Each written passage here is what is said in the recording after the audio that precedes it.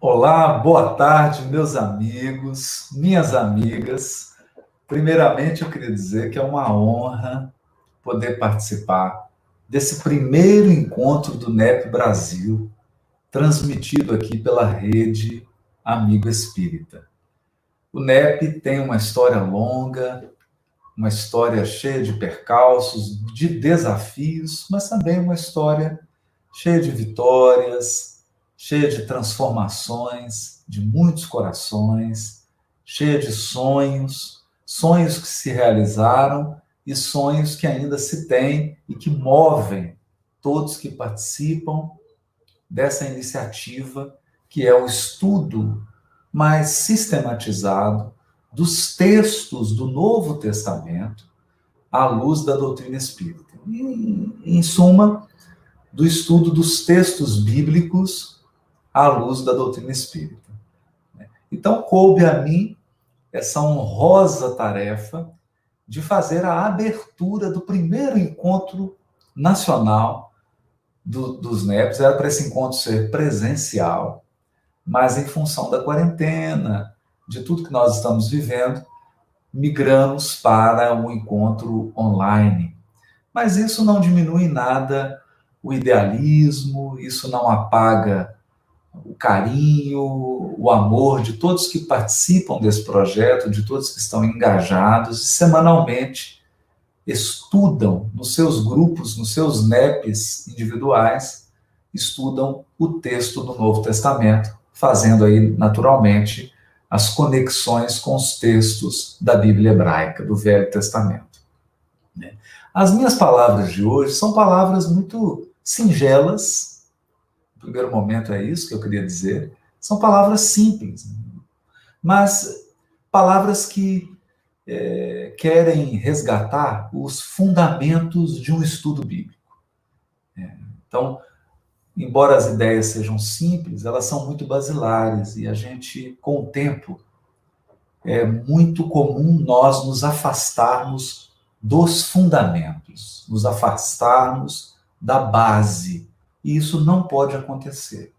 Quanto mais experiência, quanto mais robustez um estudo bíblico, um estudo do Novo Testamento à luz da doutrina espírita adquire, quanto mais robustez ele adquire, mais ele precisa ter diante de si as bases, os fundamentos do estudo. Não é? E nós, a primeira coisa que eu queria trazer para a reflexão de todos que estão nos assistindo é que existem várias escolas cristãs.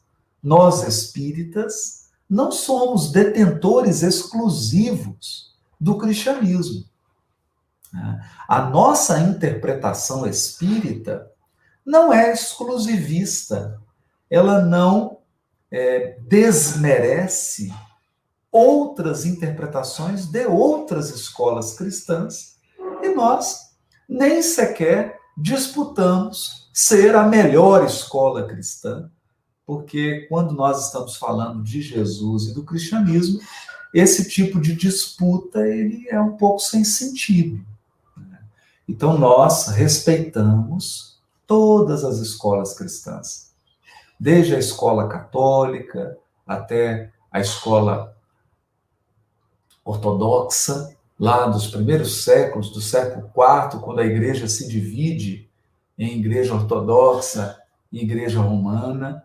Depois, posteriormente, com a reforma protestante e uma multiplicidade de escolas cristãs se formam, pentecostais, protestantismo histórico, os mórmons, os anglicanos. Então, há inúmeras vertentes e nós precisamos compreender que milhares de pessoas, milhares de cristãos, homens e mulheres, se debruçam sobre o texto do Novo Testamento no afã de melhor compreendê-lo, no afã de melhor adaptá-lo às suas vidas particulares, no seu contexto histórico, no seu espaço, no seu tempo determinado.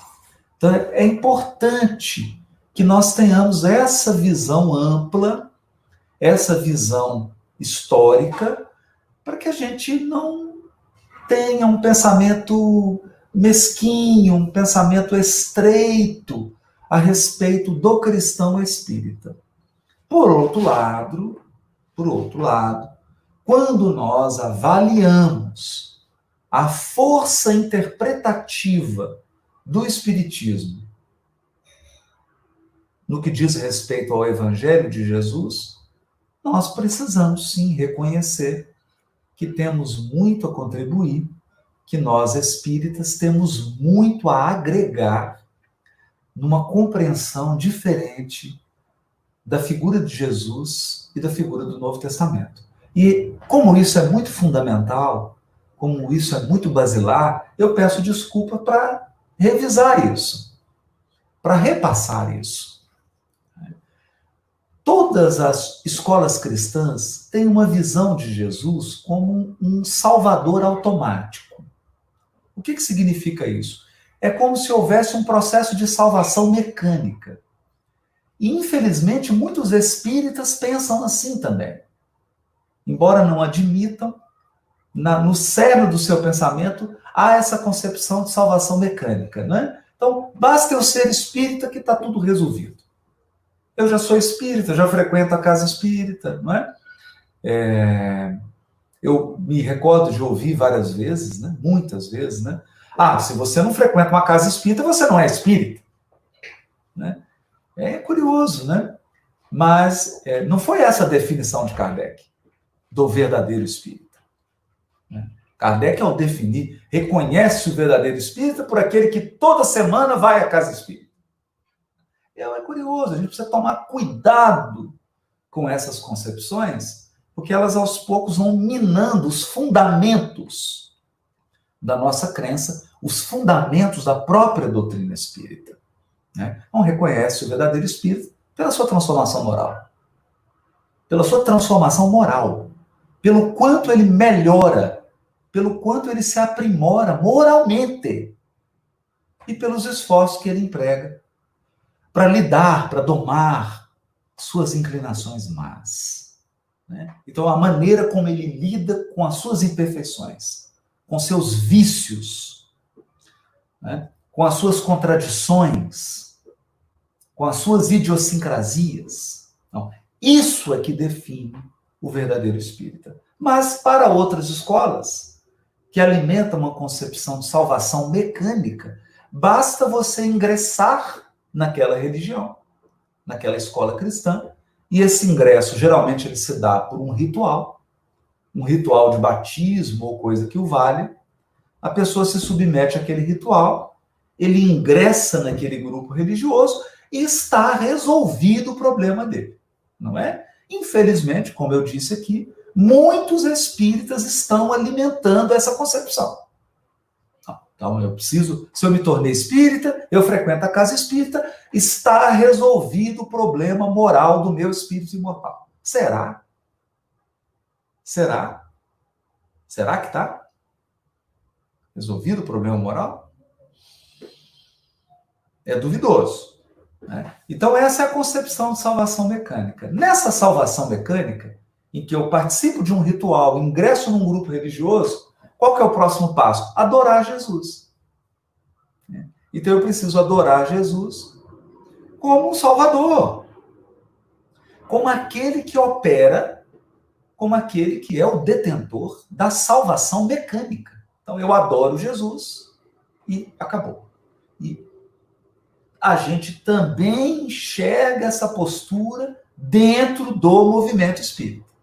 Então as pessoas acreditam que, por elas falarem, amado Jesus, mestre Jesus, que Jesus nos abençoe, esses chavões, essas frases, esse vocabulário, ela se esconde atrás desse vocabulário. Então, mesmo que a intenção dela seja denegrir, mesmo que a intenção dela seja perseguir, mesmo que a intenção dela seja excluir, mesmo que a intenção dessa pessoa seja difamar o outro, ela se esconde por trás de palavras doces e bonitas como meu amado Jesus, mestre Jesus, que Jesus te abençoe, estou orando para Jesus te iluminar, te proteger, não é? Então, se esconde atrás desse vocabulário farisaico. Farisaico. Né? Então, isso também é muito comum de acontecer. Acontece que a verdadeira proposta da escola cristã espírita é outra. A verdadeira proposta, o propósito do espiritismo na Terra, qual é? Então, se alguém nos perguntar, digamos que você vai participar de um programa de entrevista e alguém te pergunte assim, a queima-roupa, qual é o propósito do espiritismo na Terra? E nós teremos, então, que abrir o Evangelho segundo o Espiritismo, no capítulo Sede Perfeitos, no item 3, que fala do homem de bem. O homem no sentido de espécie humana, no sentido de ser humano, de homo sapiens. O ser humano de bem. Então, qual é o propósito do Espiritismo na Terra? Formar seres humanos de bem. Formar seres humanos dentro de um escopo moral. Qual é esse escopo moral? Qual é esse conjunto de virtudes morais propostas pelo Espiritismo para a formação do homem de bem? Está lá, magistralmente resumido, no Evangelho segundo o Espiritismo. No Evangelho segundo o Espiritismo, nós temos um elenco de virtudes morais que nós devemos buscar, que nós devemos implementar na nossa individualidade, na nossa vida cotidiana, para que nós nos tornemos seres humanos de bem. Homens de bem. Não é? Homens de bem. Bom, essa base moral, diz Kardec já na introdução, ela é uma base moral isenta de dogmas. Essa base moral, ela nos permite dialogar com budista, com muçulmano, com judeu, com alguém das religiões de matriz africana, nos permite dialogar com a escola protestante, com a escola católica, com qualquer pessoa. Porque essa base moral presente no Evangelho segundo o Espiritismo, ela não é uma base moral para espíritas. Ela é uma base moral para seres humanos. Para seres humanos. Para a espécie Homo sapiens. Para os seres humanos. Portanto, toda essa volta que eu estou dando aqui, me desculpem, né? Falando coisas que vocês já sabem, é para dizer que quando eu fundo um NEP e quando eu participo de um NEP, qual é o propósito de um NEP? Qual é o propósito de um NEP? De um núcleo de estudos e pesquisas do Evangelho. Pesquisa no sentido de estudar, de abrir livro, de olhar na internet, de abrir mapa. É esse sentido de pesquisa, né? Muita gente acreditou que a pesquisa que está lá no NEP é a pesquisa acadêmica de mestrado, doutorado, mas aí já é uma interpretação mal intencionada, né? Mas se a gente faz uma interpretação pura, pesquisar é o que a criança faz, né? A professora fala, pesquise sobre os índios. Aí a criancinha vai lá e olha na internet, olha nos vídeos. É esse o sentido, para pesquisar, não é? Aí Jesus saiu de Cafarnaum e foi para Nazaré. Onde que fica Cafarnaum? Onde fica Nazaré? Você vai ter que olhar no mapa, você vai ter que pesquisar. Não é? Então esse é o sentido do nome NEP.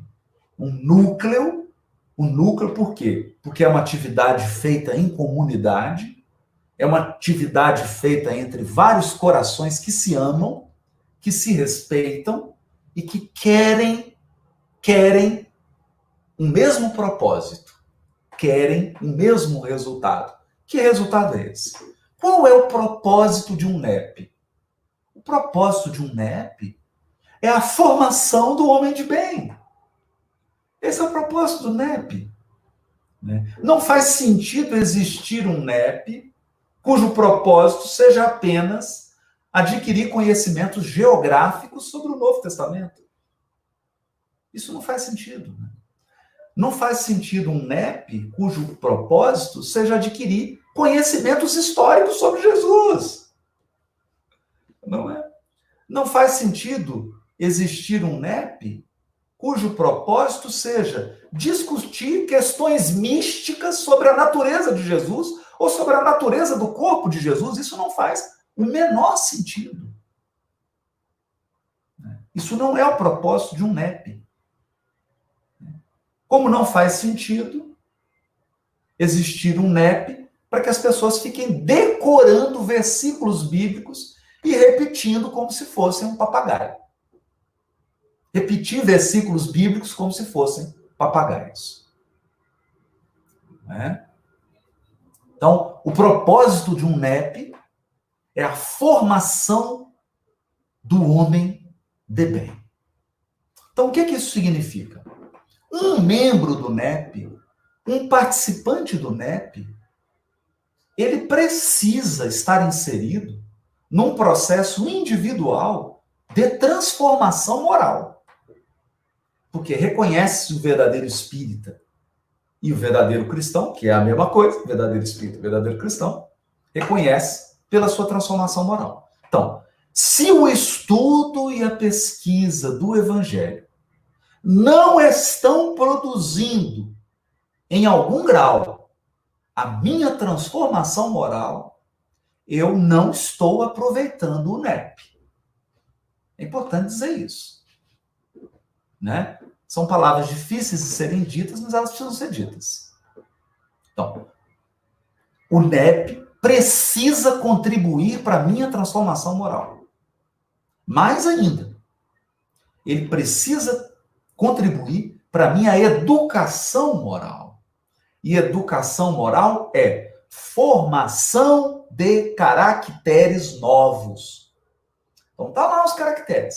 Os caracteres estão lá. Afabilidade, doçura, obediência, resignação, humildade, fé em Deus, fé raciocinada, bom senso, aliança da ciência com a religião. Os princípios morais estão lá no Evangelho segundo o Espiritismo. Estão lá elencados. Agora, eu estou formando esses caracteres morais? Eu estou nesse processo de formação de caracteres morais? Então, essa é a pergunta que todo participante de NEP deve se fazer. Não é fazer para o outro, é fazer para si mesmo. Deve fazer para si mesmo. Eu estou formando novos caracteres morais? Eu estou caminhando em direção a me tornar um verdadeiro homem de bem? E aqui vem a síntese, e eu termino com ela, para ver se dá tempo de fazer alguma perguntinha, rapidinho. Eu termino com a síntese que está na Alcione. Alcione, então, no livro Renúncia, ela divide essa aproximação mental e do sentimento, que é, ao mesmo tempo, intelectual e emocional do Evangelho, ela divide essa aproximação em dois grandes núcleos. O núcleo da compreensão e o núcleo da aplicação. Então, o núcleo do conhecer e o núcleo do agir. Conhecer e agir. Então, isso tem que estar integrado. No conhecer, ela diz, a mensagem do Evangelho precisa ser conhecida e meditada. O que significa isso? Eu preciso pesquisar, preciso olhar no mapa, preciso olhar a história, geografia, nomes, versículos, passagens. Eu preciso conhecer. Não é? Um cristão que não sabe onde está o Sermão da Montanha, Deus me perdoe. Tem uma coisa errada. Tem uma coisa errada. Né? Um cristão que não sabe quantas cartas eu tenho de Paulo no Novo Testamento, tem alguma coisa muito grave. Tá, tem alguma coisa errada. Então, preciso conhecer. Mas depois, esse conhecimento precisa se transformar em reflexão profunda, em meditação. Porque aí eu olho para a vida, olho para o Evangelho, comparo, olho para mim, eu medito, eu reflito, eu entro num processo de introspecção. Quando eu conheço e medito, eu adquiro a compreensão do Evangelho. A compreensão do Evangelho. Que é, perceba, compreensão é diferente de conhecimento intelectual. Porque conhecimento intelectual eu vou no Google. Né? Se fosse só um conhecimento intelectual, bastava o Google. Você digita lá no Google e ele vai ter muito mais conhecimento do que você. Mas não é isso, né? Então não adianta eu ficar citando versículo, citando passagem, agindo como se eu fosse um papagaio citando textos de cor. Isso aí o Google faz, não é? A Siri, a Alexia, os programas de inteligência artificial fazem isso. Ficam repetindo como se fossem papagaios. Né? Não é isso. Então, o meditar aí é que esse conhecimento ele precisa se transformar em compreensão da vida. Ele precisa se transformar em compreensão do ser humano. Aí eu tenho a compreensão. Agora vem a outra parte, que é a parte da ação, do agir. E o agir começa por onde? O primeiro agir é o agir dentro, que é o sentir. A primeira ação que eu tenho que fazer não é uma ação fora, é uma ação dentro de mim. Então, sentir o Evangelho é, eu olho para mim e digo assim, meu Deus, será que a minha fala tem doçura? Será que a minha fala tem afabilidade? Então, se não tem, eu vou precisar agir dentro de mim. Agir no meu interior. Para aproximar o meu mundo íntimo do mundo do Evangelho, do Cristo.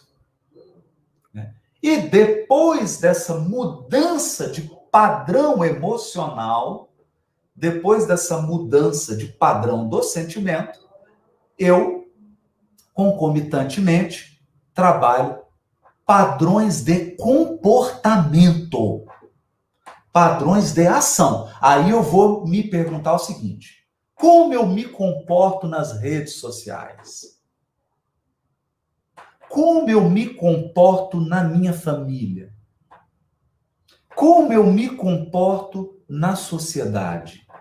Como eu me comporto dentro do NEP? Dentro do NEP, como é que eu me comporto? Dentro da casa espírita, como que eu me comporto? Na minha vida profissional, como é que eu me comporto? Profissionalmente falando, porque não há divisórias. Emmanuel esclarece lá no prefácio do Caminho, Verdade e Vida.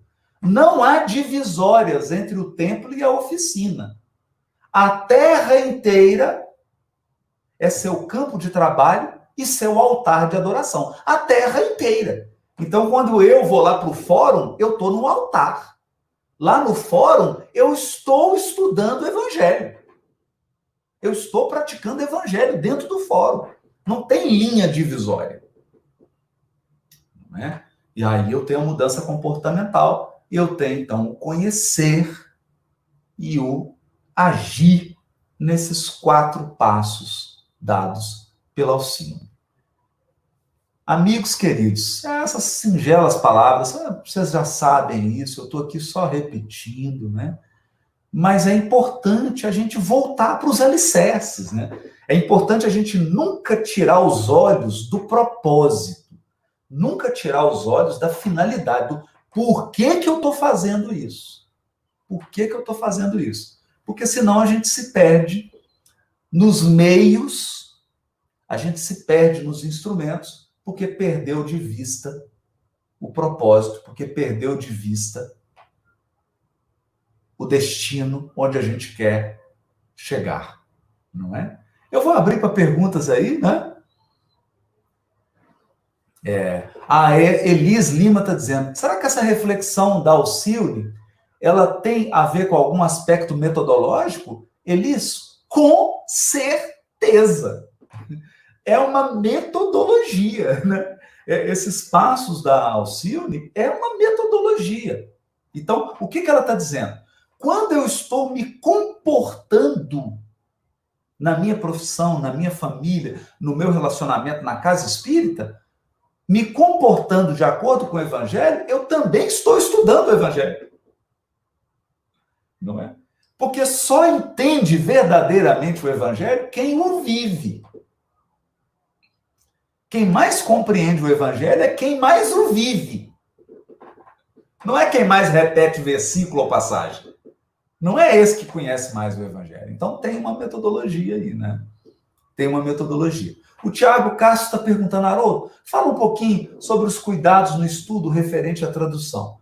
Tiago, eu acho que o cuidado, assim, para ficar mais simples, né, é que a gente não use apenas uma tradução. Né? É importante dizer isso. Nós somos espíritas, portanto, a nossa fé é raciocinada. Então, aí eu não tenho que ficar idolatrando o tradutor, idolatrando tradução. O ideal é ter mais de uma tradução. Não é isso? O ideal é eu olhar várias traduções, comparar, não é? Sentir ali como que a diferença de uma para outra, e eu não me apegar a detalhes de palavras, que esse é um perigo, né? Às vezes a pessoa fica um mês estudando uma palavra que, na verdade, essa palavra não existe no texto original. Então, precisa tomar cuidado com isso e ter uma compreensão mais ampla, olhando várias traduções, para a gente poder ficar amparado. Né? Mais alguma pergunta? O pessoal está colocando aí. Tem só mais 2 minutinhos. Se tiver mais alguma. Haroldo, qual que é o cuidado nas fontes de pesquisa? A pergunta da Raquel Macedo. Raquel, eu acho que é assim. A gente deve evitar, eu sempre penso isso, evitar fontes místicas. O que eu chamo de fontes místicas? Fontes místicas é aquela que, assim, você está com a passagem do Evangelho, aí a passagem do Evangelho diz assim, e Jesus subiu no Monte Tabor e conversou com Moisés e Elias. Aí você vai lá numa fonte estudar o Evangelho, aí o sujeito começa assim, na verdade, não era Moisés e Elias. Aí eu já fecho o livro, eu nem leio. Eu nem leio isso. Eu nem leio. Não é? Porque se eu tenho uma fonte de estudo que quer mudar o texto do Evangelho, eu nem leio. Porque o que é isso? Um novo evangelista? Ele quer reescrever o Evangelho? Percebe? Né? Então, esse é um critério para mim fundamental. Né? As fontes de pesquisa, elas são fontes confiáveis quando elas usam a fé raciocinada. Então, tem que ter uma pitada de história, tem que ter uma pitada de geografia, tem que ter uma boa dose de bom senso, uma boa dose de pé no chão, porque senão fica difícil. Né? Porque aí eu entro num terreno da subjetividade que você não tem como comparar. Não tem como comparar. Né? Se entra num terreno muito especulativo, como é que eu controlo? Como é que eu controlo? Né? A verdade é que, e aí nós temos que ter humildade.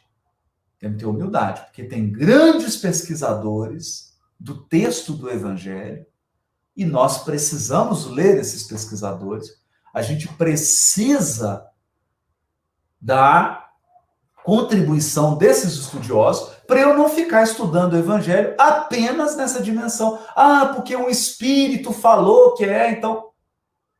Né? Tem que ter um cuidado com isso, né? Cuidado sério com isso. Então, assim, bom senso, prudência, eu acho que é o vital aí nesse processo das fontes. Né? Mais algum? Eu acho que nosso tempinho acabou. Né, Rafael, né, Gustavo? O tempinho acabou. Esperar eles voltarem aqui. Prontinho. Queridos, então eu queria me despedir. Hoje vocês vão ter todos nós vamos ter um dia muito especial, uma programação dinâmica, e daqui a pouco vem o Saulo aí, que esse dia possa ser abençoado e que a gente possa absorver a contribuição de cada um dos que vão falar, porque isso é que é gostoso do NEP, várias vozes, muitas perspectivas, vários olhares, é isso que engrandece o nosso espírito, não é mesmo? Então, um beijo grande, muita paz para todos vocês.